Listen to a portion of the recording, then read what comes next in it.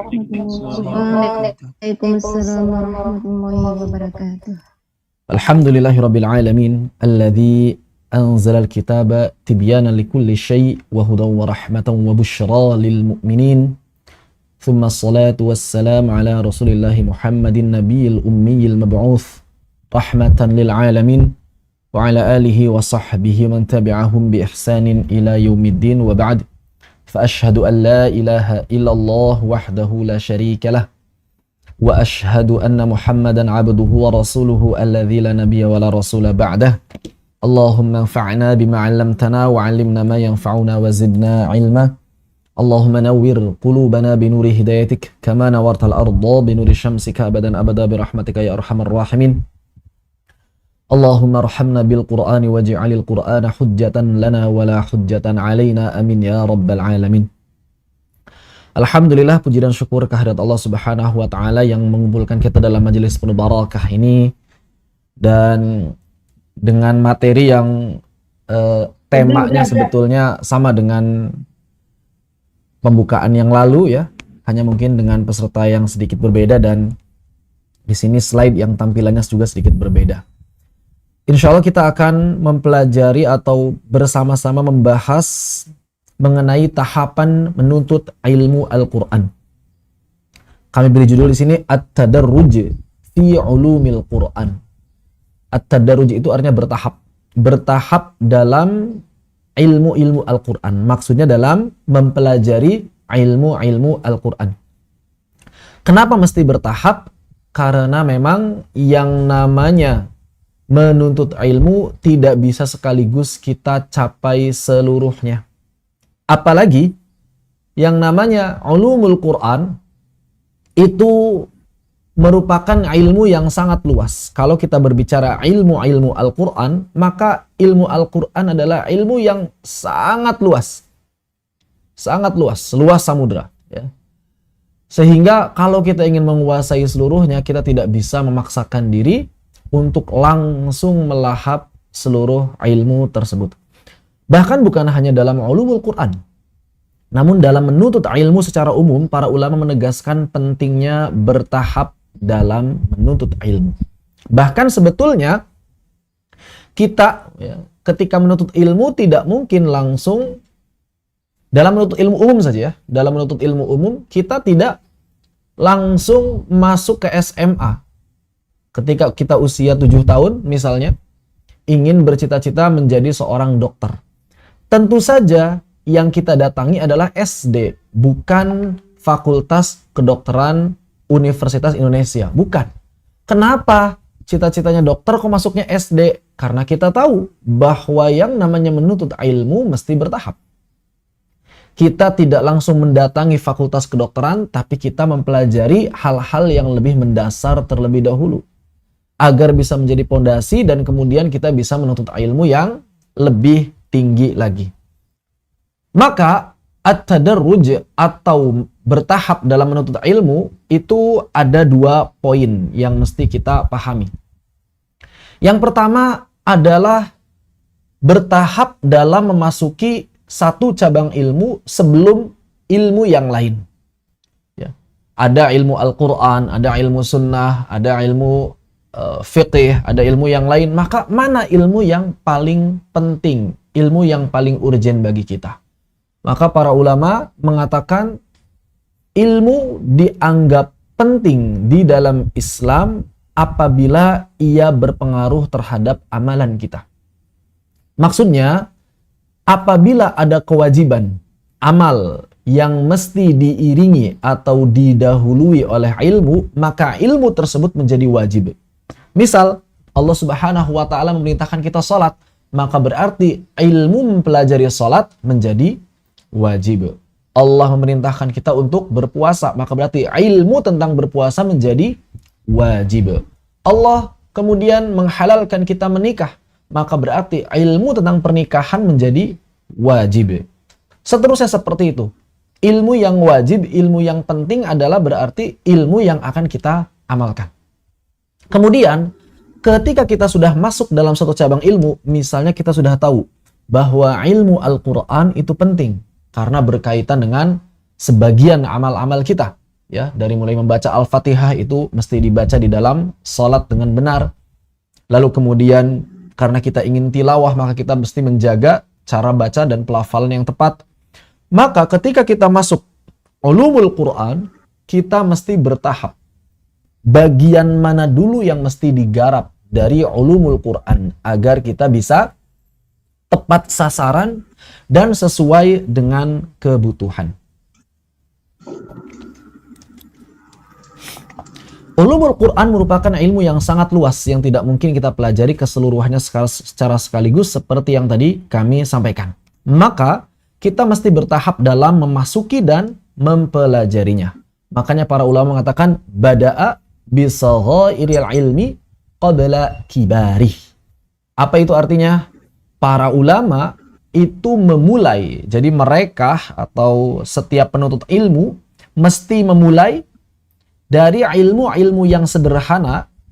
Saghairil ilmi, ini ilmu-ilmu yang mudah, yang sederhana, yang ringan, qabla kibari, sebelum menuntut ilmu yang lebih berat, yang lebih besar.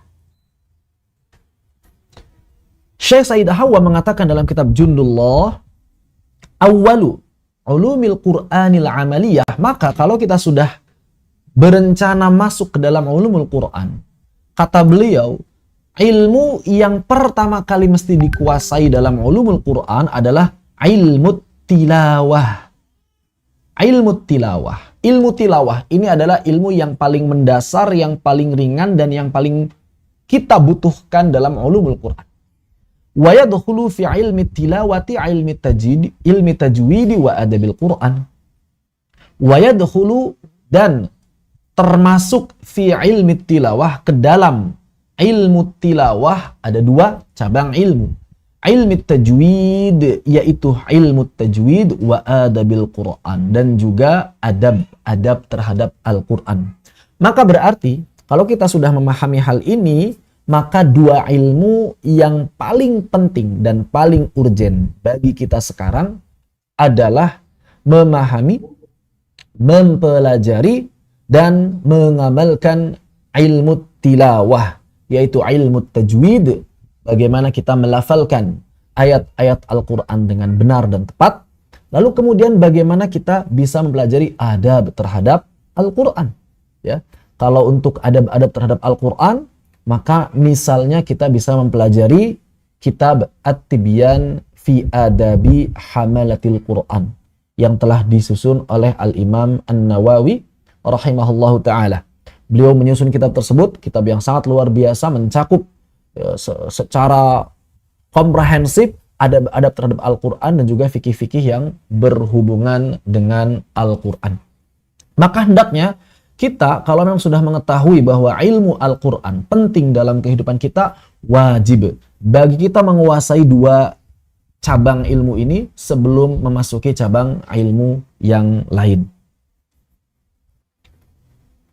Asy-Syaikh Asy-Syuwair mengatakan, faqad dzakara ahlul ilmi annahu aula ma yubda'u bi ta'allumil Qur'ani wa dhabtul qiraah. Maka kemudian para ulama menyebutkan hal yang pertama kali mesti dimulai dalam rangka mempelajari ilmu Al-Quran adalah dhabtul qiraah. Apa itu dhabtul qiraah? Memperbaiki cara membaca Al-Quran supaya bacaan kita dhabit. Dhabit itu tepat. Ya, tepat sasaran, huruf-hurufnya tepat, tidak berubah. Sebagaimana perkataan dari Sayyidina Abu Bakar As-Siddiq radhiyallahu anhu, beliau mengatakan, ayyuhal muslimun a'ribul Qur'an, a'ribul Qur'an. Beliau mengatakan apa? Wahai kaum muslimin, i'rabkanlah Al-Quran, i'rabkanlah Al-Quran. Maksudnya apa? Mempelajari i'rab. Bagi yang pernah belajar ilmu nahwu, ada istilah i'rab, yaitu merinci ya, bagaimana susunan kata di dalam kalimat.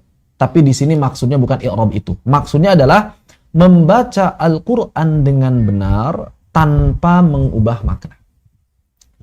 Kenapa mesti kita jaga? Karena apabila kita membaca Al-Quran dengan makna yang rusak, maka sebetulnya kita tidak sedang membaca Al-Quran. Namun kita sedang melafalkan sesuatu yang mirip Al-Quran, tapi bukan Al-Quran. Contoh, misalnya ada orang yang membaca dalam surah Al-Fatihah, Alhamdulillahi Rabbil Alamin. Alhamdulillahi Rabbil Alamin. Lafal yang barusan saya bacakan itu bukanlah Al-Quran, tapi lafal yang mirip Al-Quran. Kenapa? Karena lafal Al-Quran adalah Alhamdulillahi Rabbil Alamin. Perhatikan perbedaannya. Yang Al-Quran, Alhamdulillahi Rabbil Alamin. Yang bukan Al-Quran, Alhamdulillahi Rabbil Alamin. Mengapa saya katakan bukan Al-Quran? Karena maknanya sangat berbeda jauh. Alhamdulillahi Rabbil Alamin, lafal Al-Quran, ya, segala puji bagi Allah Subhanahu wa Ta'ala, Rabbnya semesta alam. Adapun lafal yang kedua yang bukan Al-Quran, Alhamdulillahi Rabbil Alamin, segala kematian, kehancuran bagi Allah, Rabbnya, Tuhannya, segala kepedihan. Itu jelas bukan Al-Quran. Karena Al-Quran yang diturunkan oleh Allah Subhanahu wa Ta'ala adalah Alhamdulillahi Rabbil Alamin, bukan Alhamdulillahi Rabbil Alamin. Jadi penting untuk kita perhatikan bersama. Sebagaimana kita dalam bahasa Indonesia juga sama. Ketika kita keliru dalam melafalkan sebagian huruf, maka akan berakibat fatal. Atau juga kalau kita misalnya keliru dalam melafalkan sebagian huruf vokal atau harokat, maka juga akan berakibat fatal. Misalnya babat, bibit, bebet, bobot, maknanya jelas berbeda, tidak bisa disamakan. Juga misalnya lagi dengan laki, ini kan beda, ya. Lagi dengan laki mirip tapi jelas berbeda. Perbedaan satu huruf sangat mempengaruhi, begitu. Dalam tafsir Al-Qurtubi, beliau menukil beberapa riwayah mengenai pentingnya menjaga kaidah bahasa di dalam Al-Quran, keseriusan dalam mempelajarinya, dan tercelaknya lahan. Apa itu lahan? Lahan adalah kekeliruan dalam membaca Al-Quran atau dalam berbahasa. Diriwayatkan dari Abu Hurairah radhiyallahu anhu bahwa Nabi Shallallahu alaihi wasallam bersabda, "A'ribul Qur'ana wal tamasu gharaibah." I'rabkanlah Al-Quran, bacalah Al-Quran dengan benar, dan telitilah kata-kata asing di dalamnya, dan pahamilah maknanya. Bacalah Al-Quran dengan benar, dan pahamilah makna yang terkandung di dalamnya. Jadi, Nabi mengajarkan kita dua hal sekaligus dalam riwayah ini. Yang pertama adalah mempelajari ilmu tajwid, yang kedua adalah mempelajari ilmu tafsir atau minimal tadabbur Al-Quran. Lalu kemudian diriwayatkan dari Abu Bakar dan Umar radhiyallahu anhuma bahwa mereka mengatakan i'rabul Qur'an ahabbu ilaina min hifdzi ba'di hurufih, bahwa membaca Al-Qur'an dengan benar sesuai i'rab, sesuai kaidah-kaidah bahasa Arab, lebih kami cintai daripada menghafalkan sebagian huruf-hurufnya. Ini menunjukkan bahwa kewajiban membaca Al-Qur'an dengan benar lebih tinggi dan lebih besar daripada menghafalkan Al-Quran. Kenapa? Karena menghafal Al-Quran itu para ulama berbeda pendapat antara sunnah muakkadah dan fardu kifayah. Menjadi fardu ain bagi mereka yang sudah hafal, maka mereka wajib menjaga hafalannya. Tapi untuk membaca Al-Quran dengan benar, itu fardunya fardu ain. Kewajibannya kewajiban individu, bahwa semua orang kaum muslimin wajib membaca Al-Quran dengan benar. Maka i'rabul Quran, para ulama kemudian membagi menjadi dua.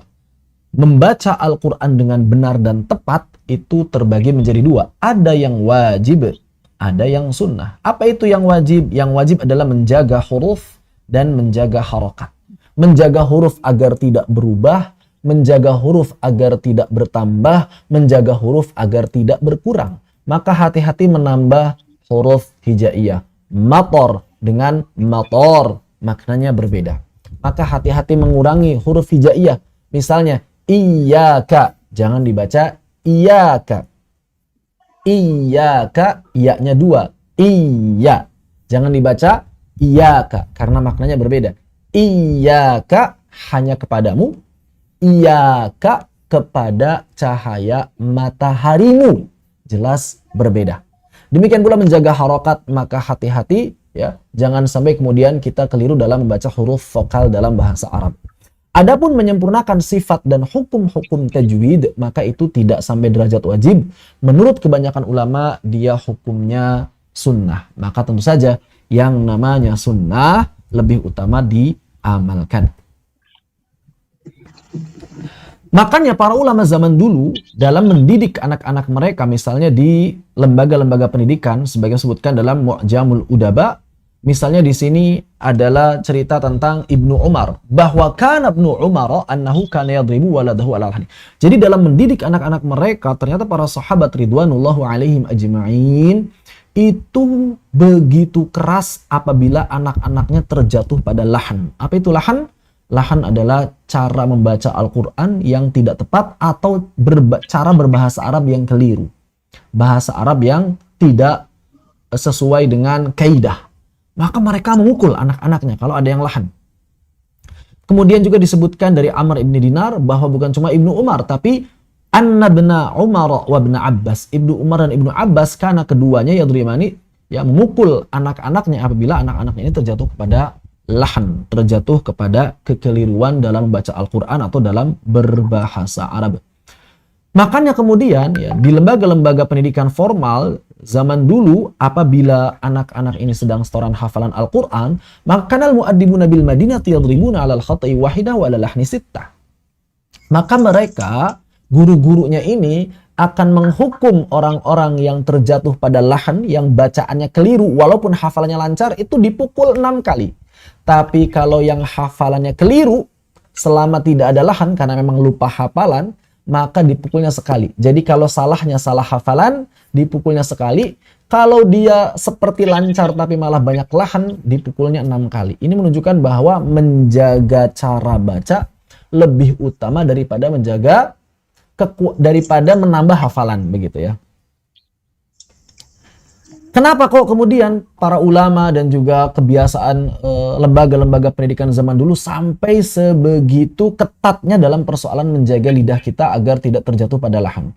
Karena didasarkan atas firman Allah Subhanahu wa taala dalam suratul Muzammil, warattilil Qur'ana tartila. Dan tartilkanlah Al-Qur'an itu setartil-tartilnya. Tartil itu artinya adalah rapih, teratur, jelas. Dan adapun dari sisi istilah, maka disebutkan dalam kitab Al-Mufradat fi Gharibil Quran yang disusun oleh Ar-Raghib Al-Azbahani, maka beliau mengatakan irsalul kalimati minal fami bisuhulah wastiqamah. Apa sih yang dimaksud perintah mentartilkan Al-Quran? Yaitu mengeluarkan setiap kata dari Al-Quran, dari mulut kita, ya, kata-kata Al-Quran dari mulut kita, bisuhulah wastiqamah, dengan ringan dan tepat. Jadi cirinya tartil itu ringan bacaannya, tidak dihentak-hentak. Kan biasanya kalau orang baru belajar tajwid seperti menghentak-hentak. Bismillahirrahman, pengen tepat tapi belum ringan, maka belum tartil. Ada yang kedua, pengen ringan tapi nggak tepat, ya, mengandalkan irama saja misalnya, atau hanya mengandalkan feeling, ya, tidak pernah talaqi. Bismillahirrahmanirrahim, alhamdulillahirrabbilalamin, arrahmanirrahim. Pengen ringan saja tapi tidak pernah bertalaqi, maka itu pun tidak tepat. Maka yang dimaksud dengan tartil adalah menggabungkan cara baca yang ringan sekaligus pelafalan yang tepat. Tepat makhrajnya, sempurna sifat-sifatnya. Adapun Al-Imam Ibnul Jazari dalam kitabun Nashr fil Qira'atil Ashr menyatakan bahwa diriwayatkan dari Al-Imam Ali bin Abi Thalib, makna tartil itu lebih luas dari sekadar melafalkan huruf dengan benar.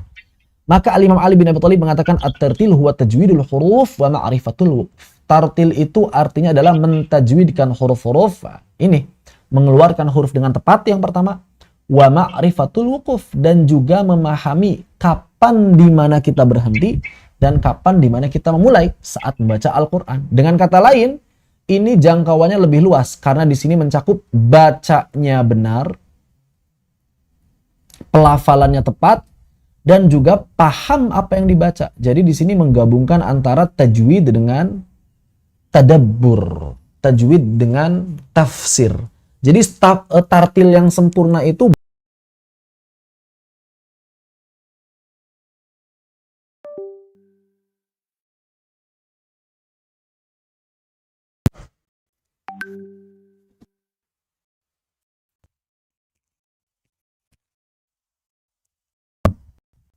suaranya sekarang ya? Alhamdulillah ada Ustaz. Baik, afwan ya.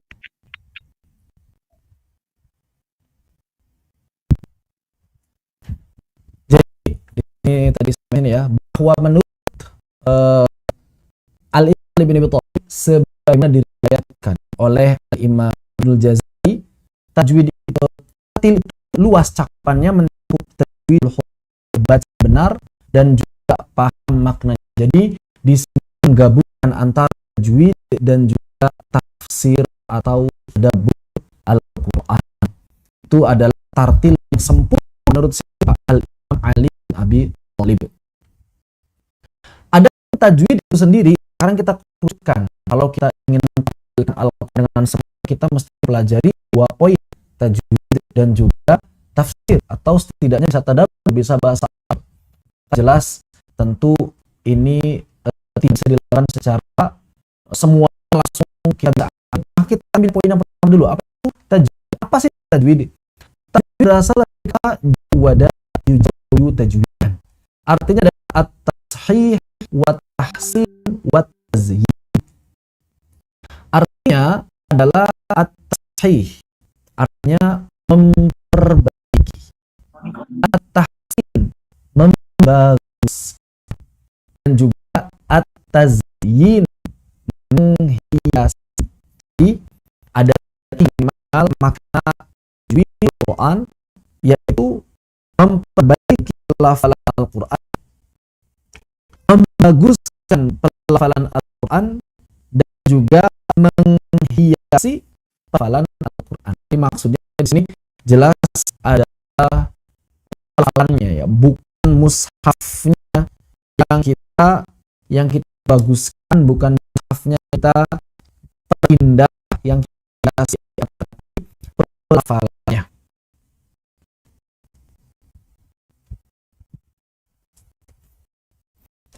Adapun secara istilah, terus bacaan Al-Quran yang bertajwid itu seperti apa?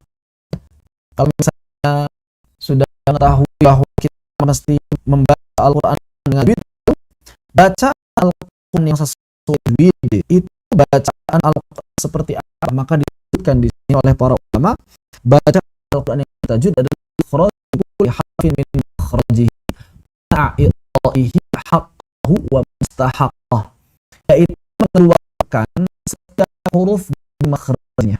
Yang pertama, jadi ada standar itu adalah mengeluarkan setiap huruf dari makhrajnya.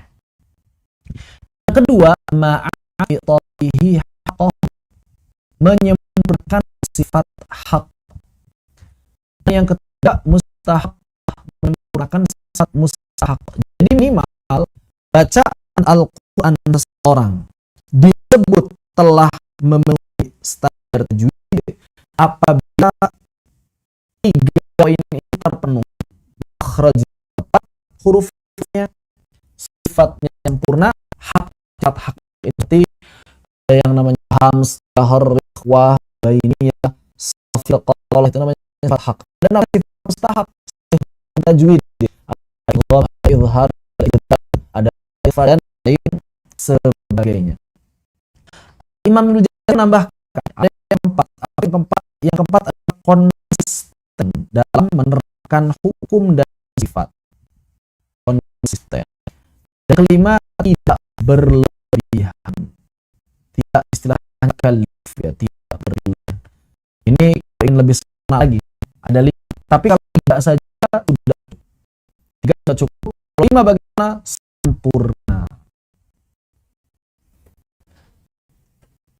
Karena itu Syekh Abu Yusuf Akram Al-Baghdadi mengatakan wajibun qadu minal a'yani ma'rifatul adai lil Qur'ani la siyama fatihatal ayati falahnu fiha yubtilus sholati. Maka kemudian disimpulkan sungguh hukumnya fardu ain menurut ulama memahami cara membaca Al-Quran yang benar. Kenapa? Karena dari poin yang kita sebutkan, bahkan di sini ada pertanyaan la siyama fatihatal ayati falahnu fiha yubtilus sholati.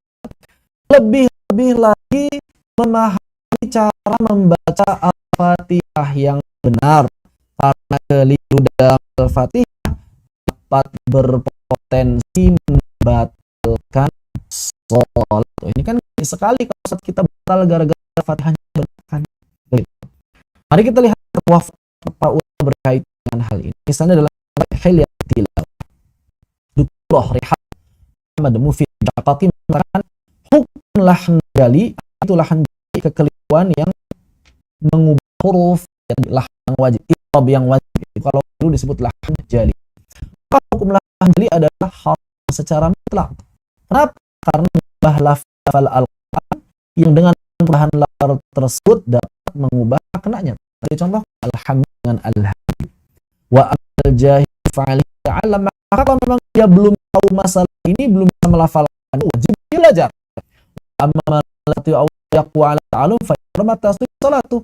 Kalau memang dia enggak mampu, enggak sanggup, dah utul atau waktu yang terbatas, kesibukannya sangat padat, maka dia tetap wajib untuk membaca Al-Quran yang benar dalam sholat. Maksudnya apa? Al-Fatihah, karena bacaan Al-Quran yang dalam sholat hanya Al-Fatihah yang dapat membuat sah sholatnya.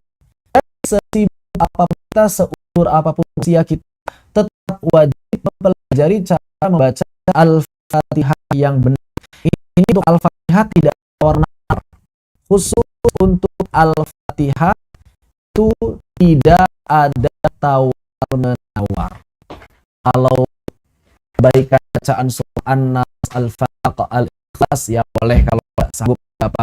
Al-Fatihah wajib belajar. Setiap muslim wajib mempelajarinya tanpa terkecuali. Walaupun ada orang yang paling sibuk se-Indonesia, misalnya amanahnya adalah menjaga 350 juta Indonesia, tetap wajib mempelajari cara membaca Al-Quran yang benar. Walaupun ada orang yang paling sibuk, bahkan paling sibuk dunia, tetap wajib mempelajari cara membaca Al-Quran yang benar. Kemudian wala yusi imam, jangan nekat jadi imam, karena tidak sah kalau dia nekat jadi imam yang di belakangnya masih ada orang yang benar baca Fatihah.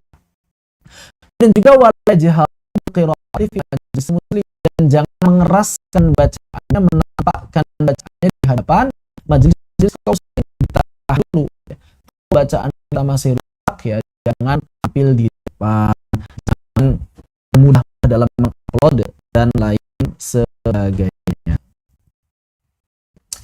Kemudian Imam Asy-Syafi'i dalam Kitabul mengatakan wan lahana umil Qur'ani, dan apabila seorang keliru membaca surah Al-Fatihah lihanan yu'il makna syinha, dengan keliruan yang mengubah makna sebagai antara lam aqo salatahu bajatan anhu, maka nilai salatnya belum sah. Da'man khafahu, maka demikianlah salatnya tidak sah bagi orang-orang yang bermakna belakangnya. Kata Imam Syafi'i, wa ilah fi ghairiha karitu, tapi kalau bukan pada surah Al-Fatihah maka dia jadi imam dalam arah alaihi, cuma salatnya enggak perlu diulang, begitu ya. Jadi kalau kekeliruannya pada surah Al-Fatihah tidak salatnya juga tidak sah makmumnya. Tapi kalau kekeliruannya pada selain surah Al-Fatihah, yang kami menilai salatnya namun makruh mendekati haram ya, jadi imam gitu. Masa jadi imam. Kemudian juga Al-Imam Nawawi mengatakan dalam kitab Al-Majmu', wajib bagi seseorang yang salat untuk membaca surah Al-Fatihah dengan tepat 10 hurufnya, dan juga membaca sempurna tasydid yang berjumlah 14. Apabila ia menghilangkan satu hurufnya atau tidak baca tasydid, meringan tasydidnya, atau mengubah lisan sehat, maka bacaan yang sah diulang. Kalau terusan nggak bisa, gimana? Bacanya tidak bisa. Begitu, maka hati-hati. Kemudian Imam Ibnu Qudamah dalam Mughni juga memiliki fatwa yang sama, dan kemudian juga Ibnu Taimiyah dalam Majmu'ul Fatawa wa amma la yuqim qira'at al-Fatihah fi sholli khalfahu, maka apabila ada orang yang belum bisa baca Al-Fatihah dengan benar, jangan sholat di belakangnya, kecuali bagi orang yang semisal dengan, maka jangan sholat di belakang orang yang adil parah, seperti orang yang berubah satu huruf menjadi huruf yang lain. Ro jadi lam, roh, jadi ghain, dan lain sebagainya.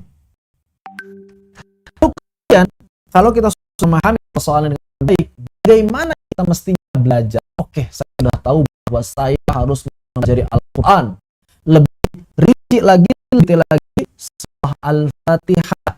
Maka dari mana saya mulai? Maka yang kita pahami adalah bahwa Al-Quran terdiri dari beberapa surah. Dan setiap surah terdiri dari beberapa ayat atau kalimat. Lalu kemudian setiap kalimat terdiri atas beberapa kata.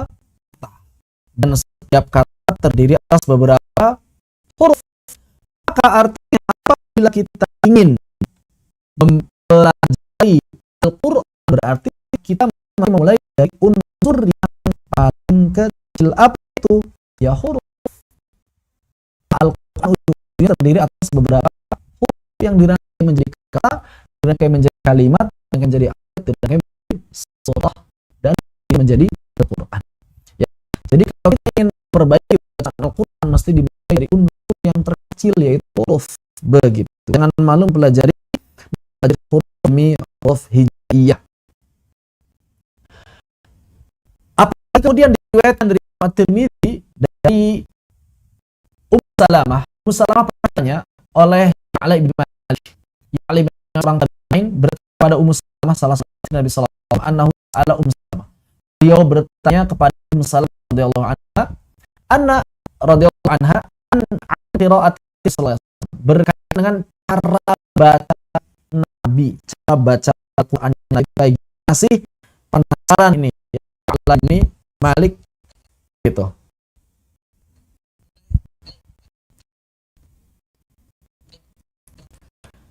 Kemudian beliau Salamah radhiyallahu anha na'atat qira'atan, na'atat qira'atan mufassaratan, na'atat qira'atu, na'atat qira'ata Rasulullah sallallahu alaihi wasallam mufassaratan harfan harfa, ya, bahwa beliau Salamah kemudian mensifati atau menggambarkan bahwa bacaan Al-Qur'annya Nabi itu mufassaratan harfan harfa.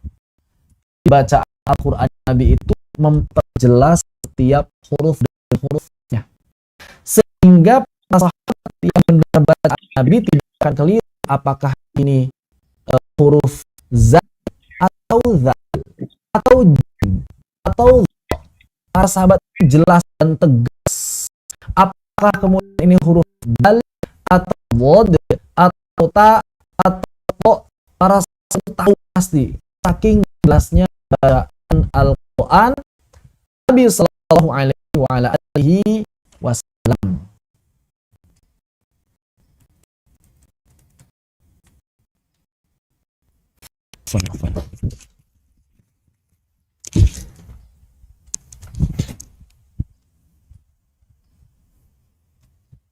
Baik, kita lanjutkan. Afwan. Maka kemudian para ulama mengatakan, apabila kita sudah mulai belajar, bagaimana cara belajarnya? Oke, kita mulai dari huruf. Terus, di mana kita belajar? Bagaimana kita mencari guru? Maka dikatakan oleh Syekh Husni Syekh Utsman dalam kitab Haqqut Tilawah, beliau mengatakan, fa'ala qari'il Qur'ani ayyakhudha qira'atahu ala tariqit talaqqi wal isnad. Maka setiap pembaca Al-Quran hendaknya mempelajari bacaan Al-Qurannya melalui jalur talaqi. Jadi berarti kalau kita sudah tahu betapa pentingnya mempelajari huruf-huruf Al-Quran, wajib bagi kita mencari tempat untuk bertalaqi. Belum cukup talaqi saja, wal isnad. Maksudnya apa? Talaqi kepada guru yang bersanad. Apa sih artinya guru yang bersanad? Guru yang bersanad adalah guru yang an syuyukhil akhidina an syuyukhihim. Guru yang punya guru. Guru yang punya guru. Guru yang punya guru, gurunya punya guru, gurunya punya guru. Kayyasila ila ta'akkudin min anatilawatahu tutabiqu majan Rasulullah sallallahu alaihi wasallam bisanad sahih mutasil. Sampai kita itu yakin bahwa gurunya punya guru, punya guru, punya guru, punya guru, punya guru, sampai tersambung sanadnya kepada Nabi kita Muhammad sallallahu alaihi wasallam. Bersanad tidak mesti berijazah. Bukan ijazah yang dituntut di sini, tapi bersanad. Apa arti bersanad? Bersanad artinya punya guru. Bisa jadi belum punya ijazah, tidak apa-apa. Yang penting dia punya guru. Setiap orang yang punya guru yang jelas, maka dia disebut bersanad. Dia disebut bersanad. Ya berarti tinggal nanti dilihat kualitasnya. Karena tidak semua orang bersanad itu kualitasnya sama. Ya ada yang baru belajar. Ya berarti dia bersanadnya dari huruf-huruf yang sudah dipelajarinya. Ada yang sudah dipelajari tapi masih belum bisa mempraktekkan. Dia paham tapi belum bisa mempraktekkan. Ada. Intinya yang disebut bersanad adalah guru yang punya guru, yang punya guru, yang punya guru sampai Nabi Shallallahu Alaihi Wasallam. Bukan orang yang otodidak, orang yang ngandelin kitab, orang yang ngandelin rekaman di YouTube saja. Makanya Syekh Utsman melanjutkan perkataannya dengan mengatakan, amma ini i'tamada fi qiraati ala ma qara fi butunil kutub. Kalau ada orang yang cuma ngandelin, cuma mengandalkan bacaan di kitab-kitab, au taqlidin masami'ah min qira'at, atau dia hanya mengikuti apa yang ia dengar dari rekaman-rekaman para qari, maka ia telah menghancurkan rukun bacaan Al-Qur'an yang sahih. Wa tu'addu qira'atuhu inda dzalika min babil kadzib. Dan kalau kemudian ada orang yang enggak pernah belajar, enggak punya guru, hanya mengandalkan buku, hanya mengandalkan rekaman, terus dia ngajar. Dan ketika ngajarnya dia bilang, ini bacaan yang tepat, ini bacaan yang tidak tepat, ini bacaan yang benar, ini bacaan yang keliru. Kalau dia sampai berani mengatakan seperti itu, maka dia sesungguhnya telah berdusta dalam periwayatan Al-Quran. Kenapa disebut berdusta? Karena dia nggak tahu bacaan yang benar seperti apa sebenarnya. Kenapa? Karena belum pernah diverifikasi bacaan dia sendiri. Kita tidak akan pernah tahu bacaan kita sudah tepat atau belum sampai kita ketemu guru. Gurunya ketemu guru, gurunya ketemu guru, gurunya ketemu guru, sampai tersambung sanadnya kepada Nabi kita Muhammad sallallahu alaihi wasallam. Maka ya para hadirin sekalian Allah Subhanahu wa taala, berarti apa yang mesti kita lakukan sekarang? Yang pertama, bersegera mencari guru yang jelas sumber ilmu dan kualitas. Ini Masya Allah ya. Yang daftar di Madrasah Al-Quran Depok, dibimbing oleh Ustadz yang luar biasa ya, suaranya enak, hafalannya juga bagus. Secara teori juga beliau menguasai. Ustadz Ayub ini Masya Allah luar biasa. Antum berada pada tempat yang tepat Insya Allah. Kemudian yang kedua, memulai pembelajaran Al-Quran dan tajwid, melatih huruf demi huruf, kemudian setelah itu bersegera untuk mulai menghafalnya.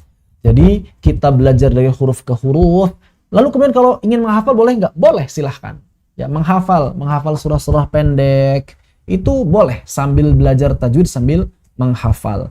Namun yang penting adalah menghafal Al-Fatihah yang benar. Lupakan hafalan yang lama, ganti dengan hafalan yang baru. Jangan sampai hafalan kita hafalan yang keliru, bukan hafalan yang benar. Setelah Al-Fatihah kemudian menghafal yang mana? Menghafal Al-Mufassal, surat-surat pendek dari Al-Hujurat ya, di pertengahan juz 26 itu sampai ke An-Nas. Itu yang dianjurkan oleh para sahabat. Jadi para sahabat itu menghafal dari Al-Hujurat sampai An-Nas. Kenapa? Karena surat-surat itulah yang dibaca di dalam sholat. Jadi supaya kita sholat itu bisa membaca surah-surah tersebut. Jadi sunnahnya bacaan sholat itu ya itu antara Al-Hujurat sampai An-Nas. Kemudian Mufassal sudah selesai, maka kalau kita ingin menghafal surah-surah yang lebih panjang, pilihlah surah-surah yang paling banyak memiliki keutamaan. Kenapa yang paling banyak memiliki keutamaan? Supaya pahalanya lebih banyak. Oh, kok mikir-mikir pahala? Ya karena memang yang namanya ibadah kita harus cerdas. Maksudnya cerdas itu ibadahnya yang sedikit tapi peluang pahalanya besar. Begitu ya. Peluang menjadi bukti di akhiratnya itu besar dalam menolong kita. Maka berarti kita menghafal surah-surah seperti Yasin, Al-Waqiah, Al-Mulk sudah termasuk, kemudian Al-Kahf dan lain sebagainya. Jadi jangan sampai kemudian ya kita lebih memilih, bukan berarti nggak boleh sama sekali ya, boleh-boleh aja kalau mau menghafal dari Al-Baqarah. Cuma sayang kalau ada surah yang lebih utama untuk kita hafal malah tidak hafal. Al-Baqarah hafal misalnya, tapi Al-Kahf, Al-Mulk, Al-Waqiah, Yasin nggak hafal, ini kan sayang. Ya, begitu. Walaupun Al-Baqarah juga ada keutamaan dari sisi yang lain, begitu. Ya, wallahu taala a'lam. Demikian yang bisa kami sampaikan dalam kesempatan kali ini, mudah-mudahan bermanfaat. Apabila ada yang tanyakan, boleh dipersilakan, mungkin sekitar 1 atau 2 penanya ya. Begitu. Fa aqulu qouli hadza wa astaghfirullah li wa lakum. Wassalamualaikum warahmatullahi wabarakatuh. Waalaikumsalam warahmatullahi wabarakatuh.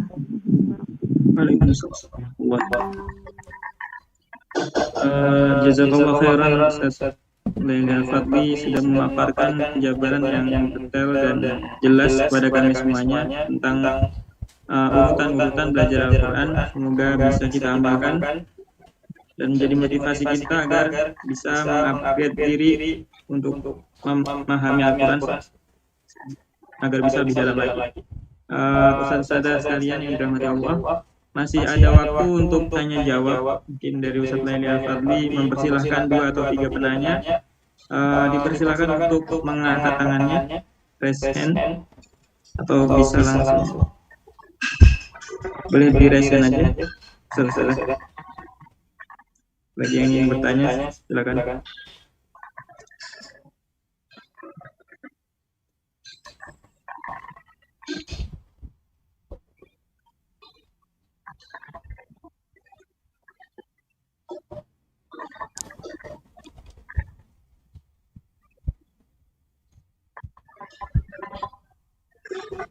Ustaz, Ya, silakan. mungkin bisa diinformasikan kepada para peserta dan juga kita semua bagaimana tahapan kita mempelajari ilmu tajwid dengan tepat, Ustaz. Karena kebanyakan mungkin ya sudah bertahun-tahun, mungkin di antara kita itu ada yang ikut pelatihan metode apa misalnya, kemudian ikut metode apa sampai banyak sertifikat, tapi kok sampai sekarang misalnya belum fasih-fasih seperti itu. Apakah ada langkah tersendiri kira-kira Ustaz yang perlu teman-teman ini lewati tahapan-tahapan tersebut? Baik, bismillahirrahmanirrahim. Seperti yang tadi telah disampaikan bahwa yang namanya mempelajari tajwidul Quran itu mesti mulai dari huruf. Mau tidak mau, suka tidak suka. Maka berarti persoalannya bukan metodenya, persoalannya bukan cara mengajarkan gitu dan lain sebagainya. Masalahnya adalah seberapa paham kita mengenai karakteristik huruf-huruf hijaiyah. Kenapa? Karena kalau kita tidak memahami karakteristik huruf-huruf hijaiyah, berarti kita tidak akan bisa melafalkan dengan tepat. Maka dari itu yang mesti kita pertama kali pelajari adalah bab makharijul huruf. Ini mesti. Kemudian karakternya, sifat-sifat huruf. Apakah itu hanya dari sisi teori saja? Jelas tidak. Nah, ini mungkin barangkali salah satu kekurangannya. Ketika kita mempelajari satu huruf, maka kita mesti melatihnya. Ya, kalau kata Imam Az-Zarnuji, harfun wahid alfa marrah. Jadi satu huruf itu dilatih selama 1000 kali. Jadi kalau misalnya belum latihan 1000 kali, jangan bilang udah latihan tapi belum bisa-bisa. Begitu ya. Berapa kali latihannya? Ya, baru beberapa kali. Kalau sudah 1000 kali, tapi masih belum bisa, baru dimaafkan. Tapi kalau belum 1000 kali, berarti belum benar-benar latihan. 1000 kali. Satu huruf 1000 kali. Huruf fathah, kasrah, dhammah, sukun, tasydid, dilatih semuanya. 1000 kali masing-masing. Begitu.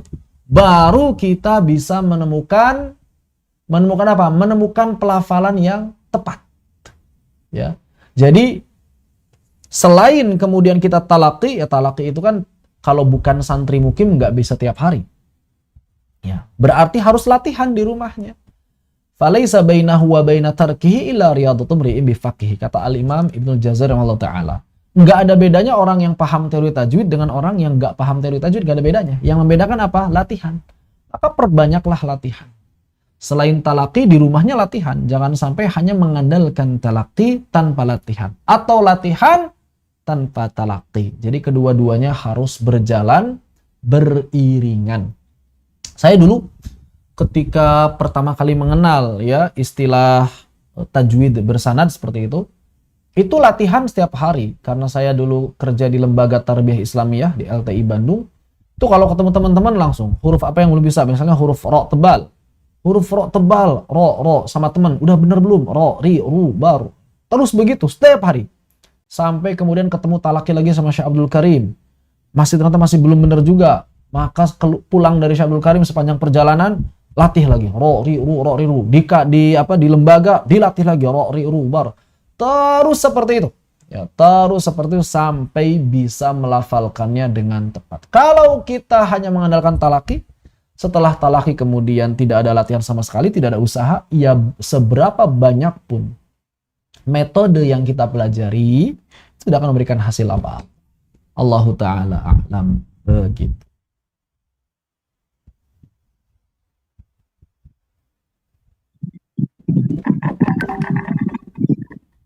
Jazakallah Ustaz atas pemaparannya.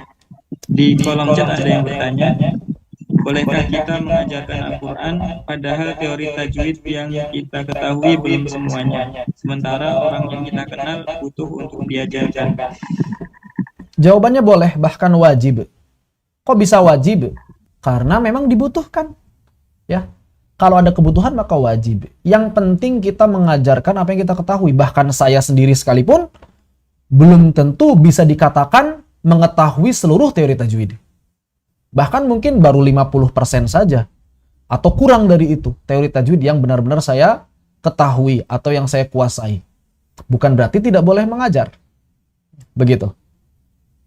Jadi kalaupun kita memang belum bisa memahami atau belum bisa merinci teori tajwid secara sepenuhnya, bahkan tadi seperti yang saya katakan, ya mungkin dari 100% teori tajwid, saya maksimal mungkin hanya menguasai 50% saja. Tapi apakah berhenti mengajar? Jawabannya jelas tidak. Tetap wajib mengajar apabila dibutuhkan. Yang penting kita hanya mengajarkan apa yang kita pahami, apa yang kita ketahui, tidak mengajarkan apa yang tidak ketahui, apa yang tidak kita ketahui, apalagi mengarang. Nah itu yang nggak boleh. Kalau nggak tahu, bilang nggak tahu. Selesai. Ya, jangan mengarang jawaban sendiri, jangan mengarang kaidah-kaidah sendiri. Begitu. Wallahu ta'ala a'lam.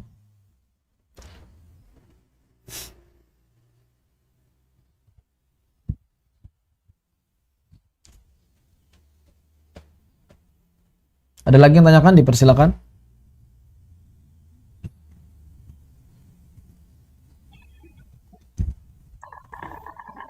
Silakan yang ingin bertanya. Terserah.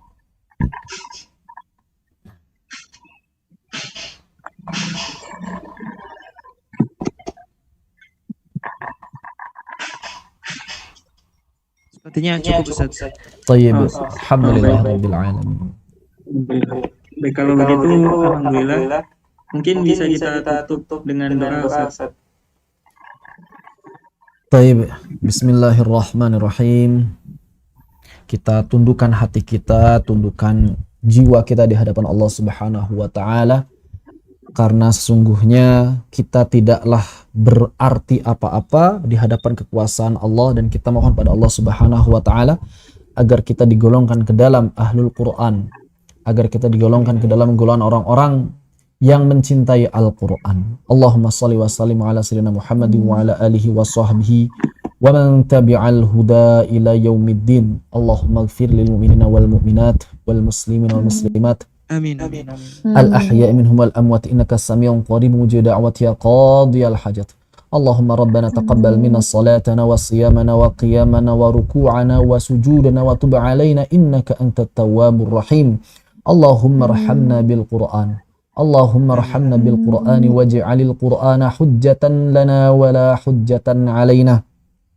Allahumma syrah sudurana bil Qur'an wa bi hikmatil Qur'an wa bi barakatil Qur'an wa zayyinha bi akhlaqil Qur'an ya dzal jalali wal ikram. Allahumma rabbana la tuzigh qulubana ba'da idh hadaitana wa hab lana min ladunka rahmatan innaka antal wahhab. Allahumma rabbana hab lana min azwajina wa dhurriyyatina qurrata a'yun waj'alna lil muttaqina imama. Rabbana zalamna anfusana wa illam taghfir lana wa tarhamna lanakunanna minal khasirin. Rabbana atina fid dunya hasanah wa fil akhirati hasanatan wa qina adzaban nar. Wa adkhilnal jannata ma'al abrar ya aziz ya ghaffar ya arhamar rahimin. Wa sallallahu ala sayyidina Muhammadin wa ala alihi washabihi walhamdulillahi rabbil alamin.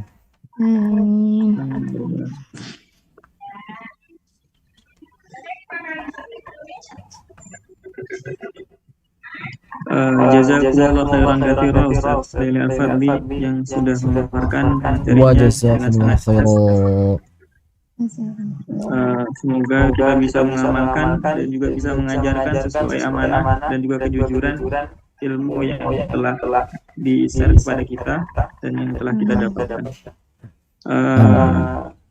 Mungkin kami sebagai MC ingin memberikan beberapa maklumat atau informasi terkait dengan Madrasah Quran Depok.